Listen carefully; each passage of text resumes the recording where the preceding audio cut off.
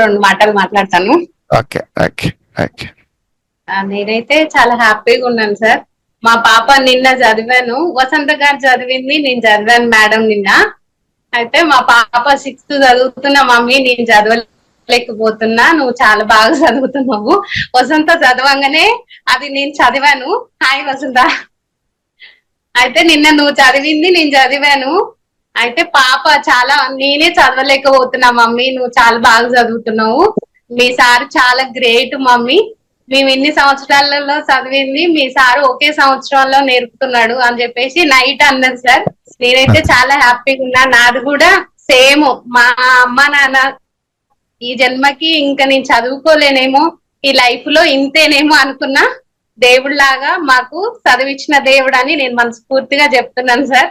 ఈ జన్మలో అన్ని ఉన్నాయి, నేను చదువు కోల్పోయాను, నాకెందుకు ఆ దేవుడు ఇంత అదృష్టం ఇవ్వలేదు అని చెప్పేసి అనుకునేదాన్ని. కానీ ఇప్పుడు ఏదైనా చదువుకుంటున్నా, ఏదైనా సరే సాధించుతాను. 10th ఎగ్జామ్ కూడా ఖచ్చితంగా మా పాపతో పాటు నేను కూడా పోటీ పడి చదువుకోవాలి అని చెప్పేసి చాలా ఆనందంగా ఉంది సార్. మా ఆయన కూడా, మేము ఇంత ఫాస్ట్ గా చదవలేదు, మా ఆయన ఇంటర్ చదువుకున్నాడు, కానీ నువ్వు ఎక్కడికో వెళ్ళిపోయేటట్టున్నావు అని చెప్పేసి అన్నారు సార్. అదే సంతోషం అమ్మా.